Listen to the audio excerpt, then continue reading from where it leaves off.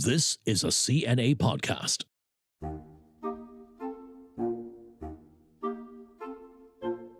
Even before my son was born, I wanted him to do well in life.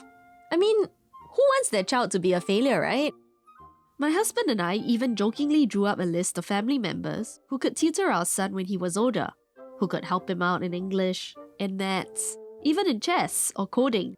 We called the list our son's pathway to success. It was a joke, but still, it made me realize how much we instinctively associate success in life with academic qualifications. And it made me wonder, would my child hate me for pushing him too hard? Or what if I decided not to push him at all academically, and he ended up doing badly and resenting me after that? I'm Leanne, a journalist with CNA Insider and mother of a 2-year-old boy. And it's guilty dilemmas like this that drive me to seek out conversations with other parents who've been in similar predicaments. Each week on this podcast, I dive into the things that make us question our imperfect parenting choices. Am I a bad parent if I do this? Or if I don't do that? Nowhere does that dilemma seem to apply more than to our children's education. The tuition industry in Singapore is worth more than $1 billion. I've seen parents on social media talk about sending their infants or toddlers to enrichment classes, and it seems pretty normal for them to give their children tuition from when they start primary school. But now and then, there are parents who buck the trend, parents like Pau Lin. My name is Teo Pau Lin and I'm a mother of 2. I knew her as a former journalist who used to write about lifestyle. These days, she runs her own cake studio while raising 2 girls, aged 15 and 13. And she describes her parenting style as relaxed. I'm a real slack parent. I'm actually very lazy. By that, she means I don't know, I just want to have fun with my kid. If they do well enough, that's fine. No need to go overboard. In school, we're totally okay with them getting Bs. It's fine. You don't need to get As. A star, no need lah. It's fine. As long as you're Bs, you're doing okay, that's good enough for us. We don't really push them. not pushing them means that tuition wasn't something she believed in saddling her 2 girls with when they were in primary school. There's a lot of money saved on our part. I like to think that the money that we saved on tuition, we spend on holidays, Very good choice though. Yes, yeah, everybody happy, yeah.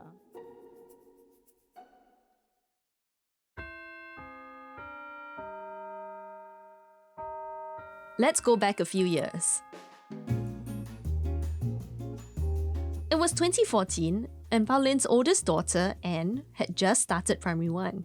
She was invited by the parents of another girl in Anne's class to join a parents' WhatsApp group chat. And at first she figured, why not? Somehow, every time you go into a new class, there will be one parent who's the super organized one who will just somehow put a name out there. So, okay, who wants to set up like this group chat? There will always be one parent, yeah. You can be sure that I'm never that parent. It quickly became clear what the parents in the chat group were mainly obsessed about. They're always talking about tuition and what kind of enrichment classes everybody's going and which one is good, which one is bad, and complaining about teachers. Being plugged in might have felt great. It might even have seemed necessary to those other parents. But for Pau Lin, I just find it very stressful. it reached the point where she thought enough was enough. So yeah, ignorance is bliss. And I think there's a big part of me that's just like, I'm cooler than that. I don't want to be that kind of parent. The kind of parent that Pau Lin wanted to be was the cool sort. The kind who hung out with her girls after school and encouraged them to take afternoon naps and have fun. Every day around 5 o'clock, we'll just shoo them out, go out and play with the neighbors' kids. So we'll just run around and play their own thing, catch insects, things like that. Just have fun. She did insist that they finish their homework. But beyond that, she wanted them to have time for hobbies like watercolor painting and drawing, and of course, time with the family. Fridays will be like movie nights and then we'll always watch Netflix. Saturdays are absolutely no school, no tuition, nothing. Weekends for us is all about family. All this meant that from primary 1 to 4, she did not give her daughters any tuition. In fact, they both told her they were the only ones in their class without any tuition. But when Anne hit primary 5, the work suddenly got a lot harder. That's when she started failing maths and science. Time to start panicking already. I'm talking about 30%, 40 something percent. That's quite scary, right? PSLE this following year, so it's like, okay, we better do something about this. Every parent in Singapore dreads the PSLE, or Primary School Leaving Examination. It's the first national exam students face, and it determines which secondary school they go to. So naturally, this puts a lot of pressure on students and their parents. A little caveat here, in 2021, the Education Ministry changed the PSLE scoring system to ease some of this pressure. Students are now grouped according to broader achievement levels. But back in 2019, when Anne took the exam, the T-score system was in place. Students' fates were decided by a score out of a possible 300. Just a few points could make all the difference. To Pau Lin, Anne's grades felt like the school telling her, if you haven't already gotten tuition, you'd better get it now. So she did. Anne started taking tuition classes twice a week. So definitely we tightened the reins a little bit more, but I don't think it was very bad still. The tuition seemed to help because Anne's maths and science grades improved. So it seemed to Pau Lin that they had things well in hand. The afternoon naps continued, and every Friday was still movie night. When everyone else is starting to stress out over PSLE, why is it you were still okay with letting her do all these things? I think I just kind of knew that she's going to be okay. Maybe because she's got my genes. And I did quite well for my PSLE, so I had this false sense of confidence, she'll be fine, Besides, Anne had done well in her preliminary exams, so what was there to worry about, right? After all, it's not like they were gunning for the top schools in the country, which were crazy competitive. Pau Lin's shortlist was a tad more modest. Maybe a girls' school, because in my mind, the better schools are the girls' schools, right? No distraction from boys, right? And so, Pau Lin left it at that.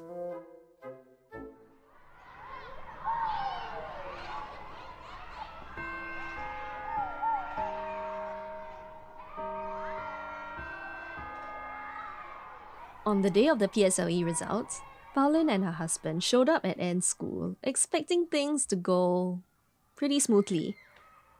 Parents and students gathered in the school hall, where the principal gave an overview of the school's results.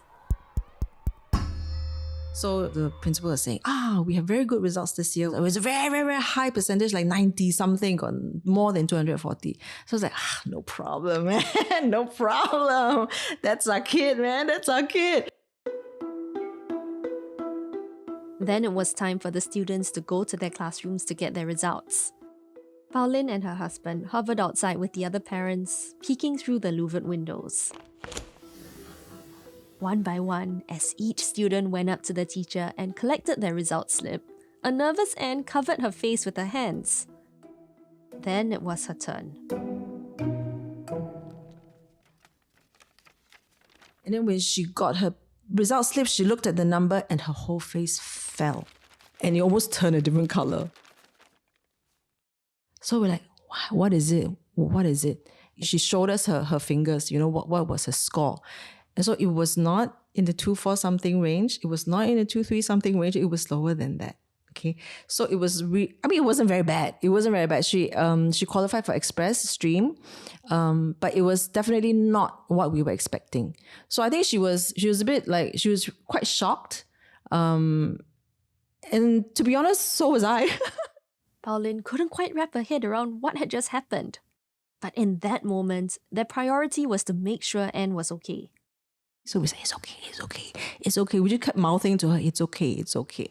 When she came out, we just carried on, valiantly. Let's celebrate, let's go for lunch, So we just kind of stumbled out of the school, stumbled into the car, kind of drove around like a bit in a daze. And then somehow we just found like some Japanese place, and we just sat down and we ate, and like still in the kind of hyped up, let's celebrate mood, like, just still eating and all that. And it didn't really hit me until nighttime when I realized, oh dear, the results are really not very good.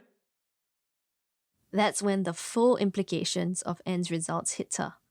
She couldn't qualify for any of the schools Lin had shortlisted.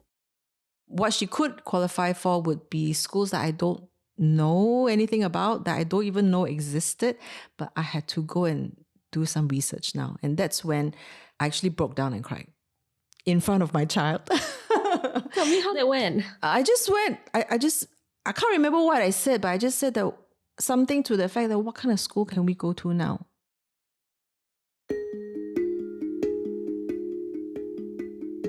The next day, Pau Lin apologized to Anne. I had to explain to her that, Mama cried not because I'm disappointed in you, but because this is just not what I was expecting, and I'm a bit shocked.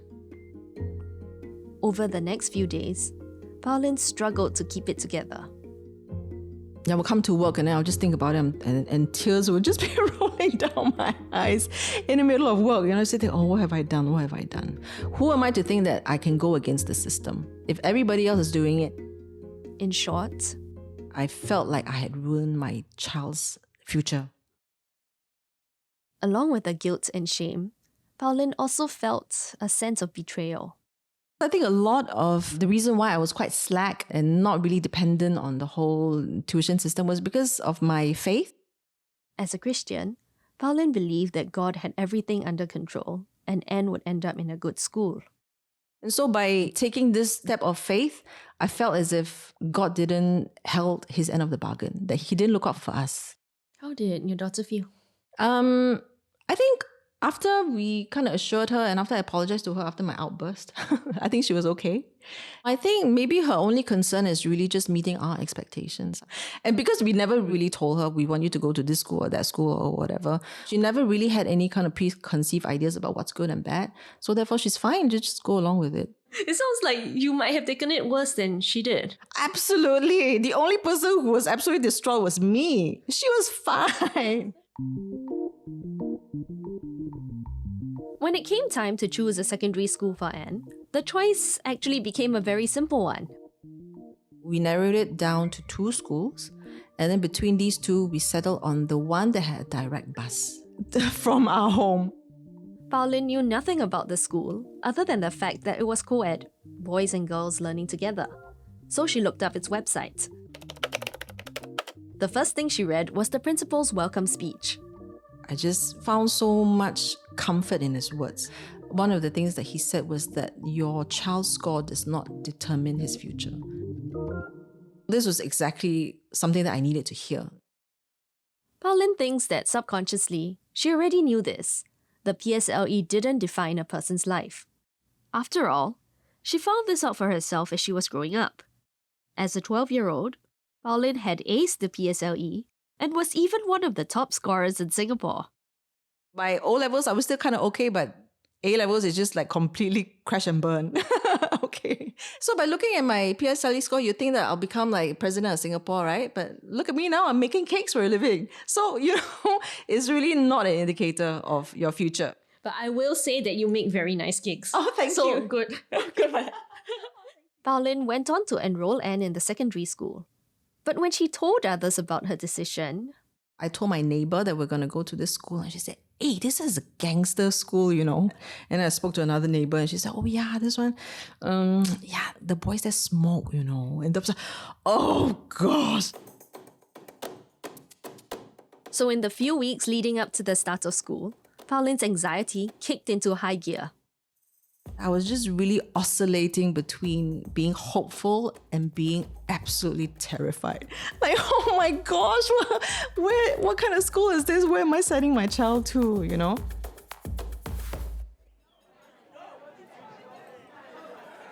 It was with some apprehension that Pau Lin sent Anne off on her first day at a new school. When Anne got home, she told her mom that on the very first day of school, somebody threw a chair down from the 4th floor.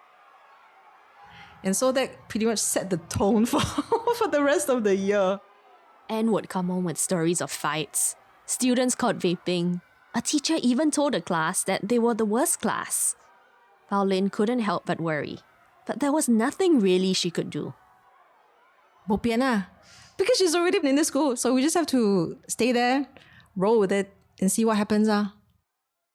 Whenever she felt anxious, she told herself that there was a purpose to what she was going through. What got me through was really my faith again. I suspect that she's really placed there for a reason. So it was really a posture of hope and just let's wait and see lah. So she did. As the weeks went by, Anne started to settle into her new school. She made friends, joined school activities, and was even given a leadership position. She would say, oh, yeah, the holidays is fun, but I'm really looking forward to school. Yes, Anne still struggled with maths and science. But Pau Lin was coming to realize, with some surprise, that the school environment actually suited her daughter very well. She is amongst other students who are of the same or similar level.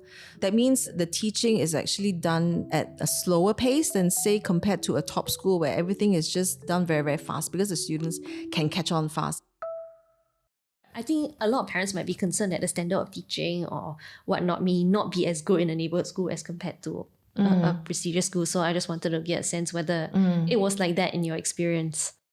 I think that in every school you will have your good teachers and also your not so effective teachers, even for the top schools. So I would say that in her school, yeah, same. You have some teachers who are very good and very dedicated, and there are also the others that's like really not very good. But I don't think that it has affected her adversely. Beyond academics, Pau Lin also realized that the school environment brought out a very different side of Anne. Suddenly, I just saw like this boldness in her. So, she's in a class with a lot of naughty boys, right? And she suddenly just rose up and she's the type who would just give as well as she took. She also took the rather, shall we say, lively school environment in her stride. She's like, this is life, right?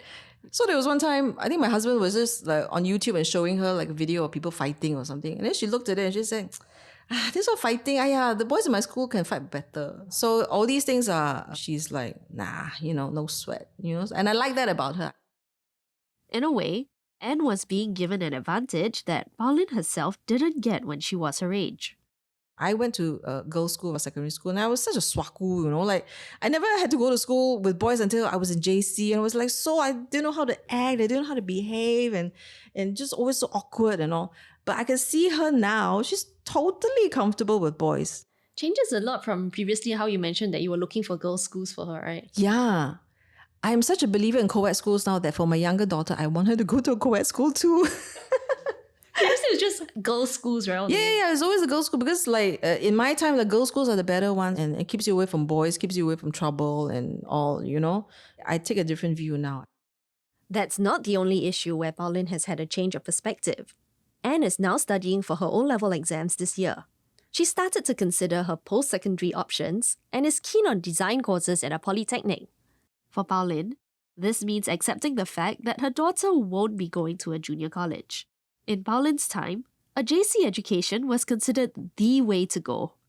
Poly is really for people who cannot make it JC, right? And then if you go to poly, that's it. Poly, that means you just go straight to work and you don't really go further to university. But its times are different now. I think it's really, from what I have learned, poly is really actually very, very good for certain things. It depends on what you want, right? So for my daughter, if she wants to go into design, there's really no point going to JC where you learn how to write essays and things like that. It just doesn't serve her. So I have to adjust to that.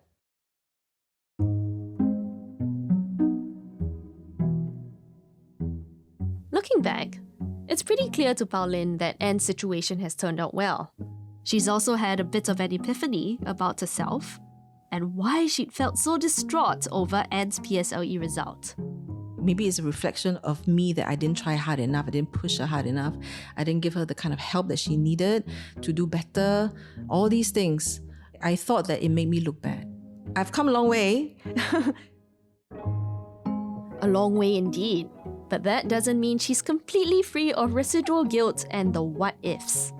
Particularly when... when I'm talking to my friends and their child is in this school or this amazing school or that high-ranking school and they're like representing the school in this sport and like winning trophies for whatever, And then I'm like, oh, okay.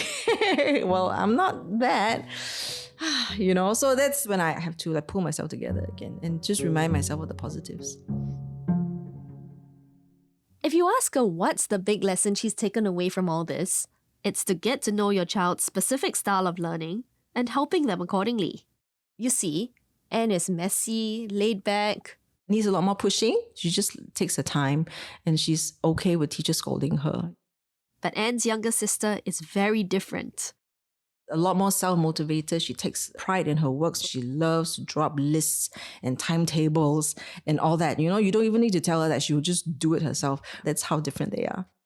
For the record, Pau Lin's younger daughter aced the PSLE and was posted to an integrated program school, which lets students skip the O-levels and go straight to junior college.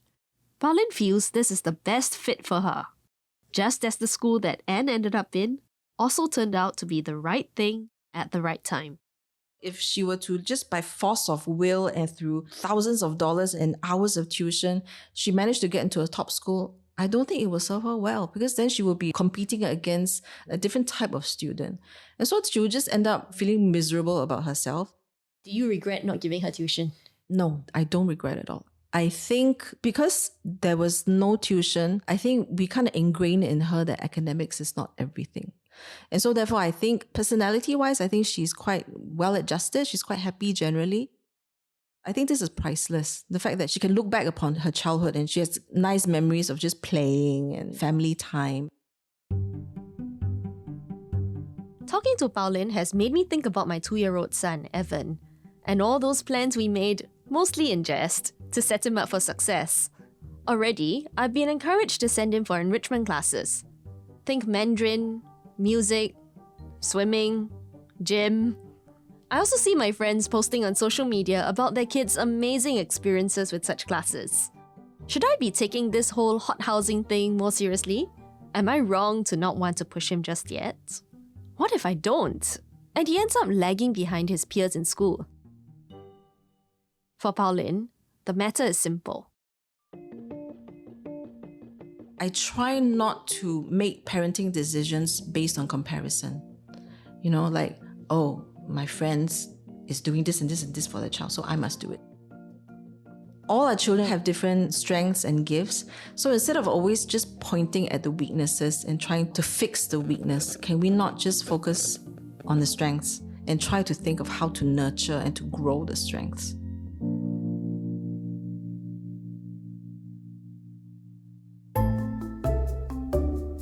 Did Pau Lin's story resonate with you? What are some of the other things you've done that make you wonder if you're getting the parenting thing wrong? I want to hear from you. Record a message of yourself talking about it and send it to us at cnainsider@mediacorp.com.sg. We might just play it in a future podcast. I'm Lian Chia, and this has been Imperfect, a podcast by CNA Insider. It's sound engineered by Jonathan Yeo, with intern assistance from Koi Tan and input from supervising editor Yvonne Lim and senior editor Crispina Robert.